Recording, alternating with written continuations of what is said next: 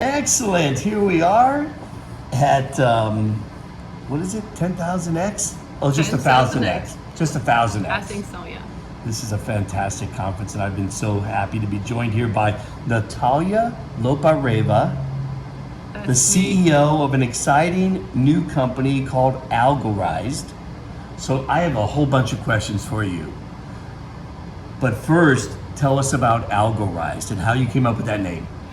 Well, so thank you so much. It's been such a great pleasure to talk to you. And Algorized stands for its name, right? From algorithms. So we build the logic.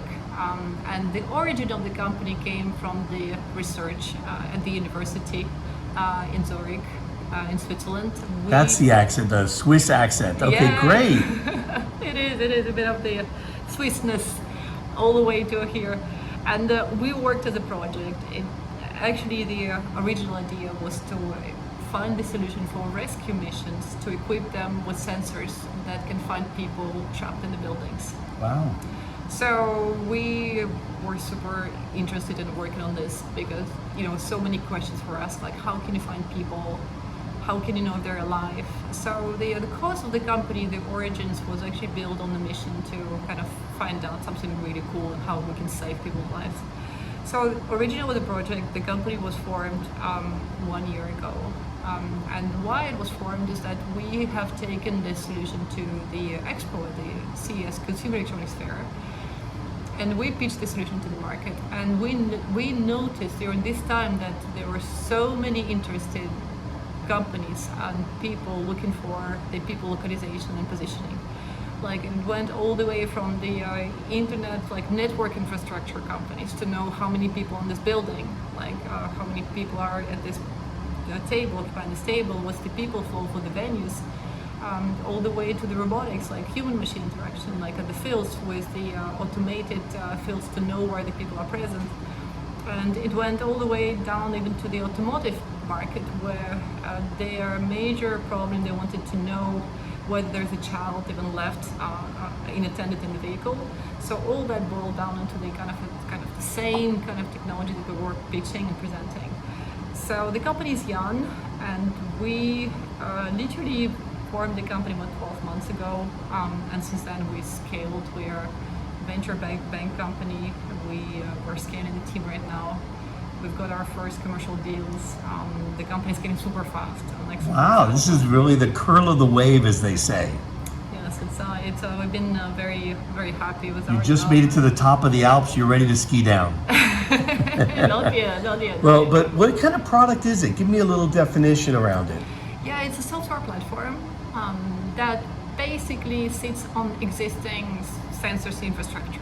So imagine you've got this like Wi-Fi or the sensors here. Right. We take that information, the communication protocol, and we sample those data, okay? And we translate that into sensing. So we can basically pick up that raw data that we can get from anything that's communicating and translate that into something that could identify first like a spatial awareness to know where the sensor is located. So we know there are walls, it's inside of the car or inside of the building. And then we notice that, there are some moving parts. Is it the machine or is it a human, right? And then once we identify people, we are even able to, through the software, we are able to identify even the vital signs such as breathing and the heart rate of a person. So that's basically a purely software play. We look at the infrastructure from the data point of view, very much data centric, and we use quite a lot of ML and different alternative techniques to convert those data into something sensing technologies, basically. Right.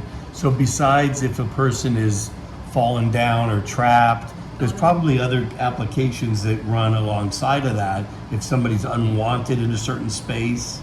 Yes, we are very much, it's all about people sensing, right, in general. And which I think of IoT, but you seem to be positioning more in the AI/ML area. Yeah, we basically, we're looking at the information we get, and the interesting part is that there's so much knowledge we can obtain about the people itself without using the cameras.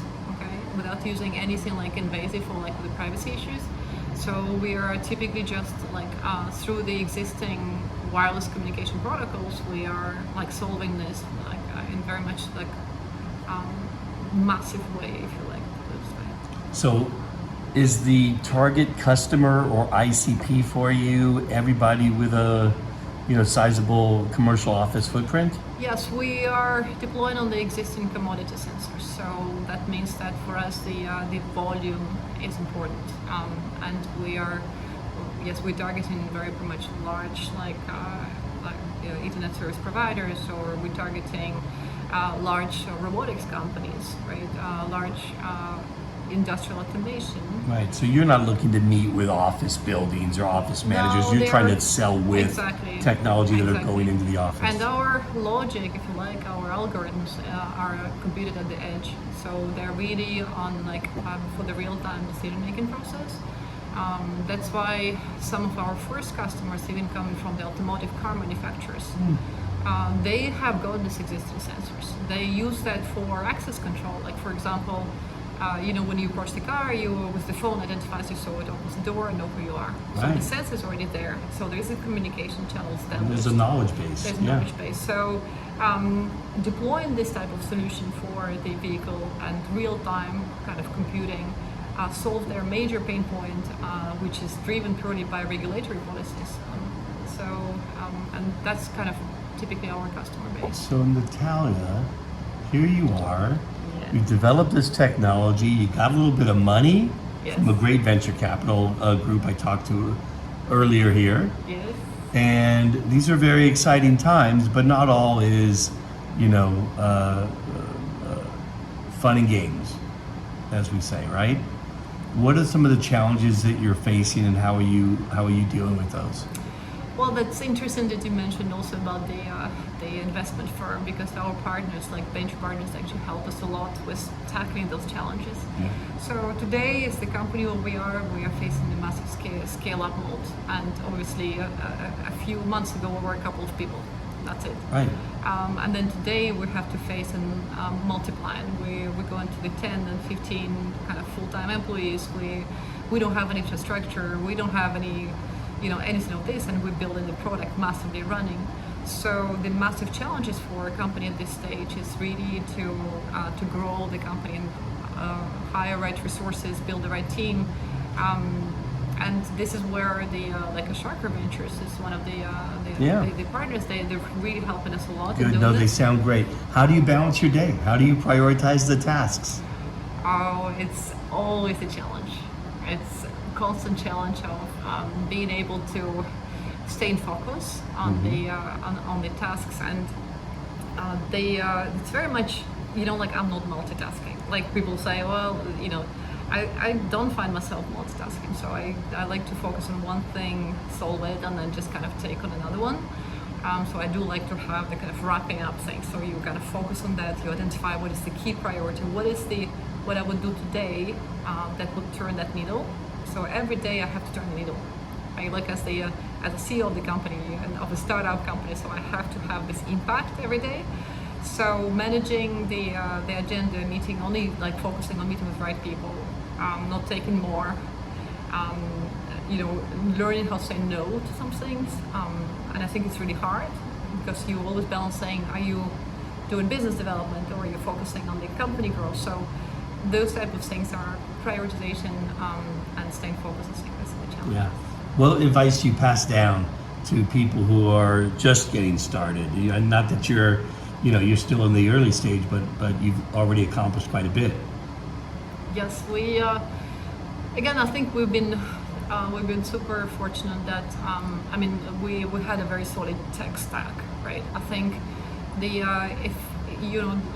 we had an edge in specific application. I think that for a company today, for a startup, you need to have a really solid tech, and also to have your own edge, right? So what exactly you're solving, and I think keeping this in mind, if your solution is right, the customers come to you. We didn't have to reach out to the customers. We had a lot of inbound. All the customers came to us, so that was really a great confirmation that you were. And what was it because, how did they come to you? Because of past work or marketing or? We didn't do any marketing. We basically went to the, like our largest event was like Consumer Electronics Fair, and we didn't do any marketing around it. We were just kind of, so I think that there are a lot of scouts, tech scouts, that kind of reached out to us originally, and then you start building relationships. So they wanted, very curious to learn about how can you see through the wall. Nice. And that's how the whole thing started. Well, this is a fantastic story. What's your next big challenge as I look to wrap up here? A good chat. We are delivering 2 massive products that we're going to launch in April and in June of next year. And we are building a new tech stack, which is like super exciting, deploying on the platform basis for using like unsupervised machine learning techniques, which are like a novel things. Super excited what we're going to bring next to the market on the product side. Wow, I can't wait to see it. The company is Algorized, and this is Natalya, and thanks for joining us sharing this exciting story. A lot to keep an eye on. Perfect. Thank you so much. Nice talking to you. Thanks.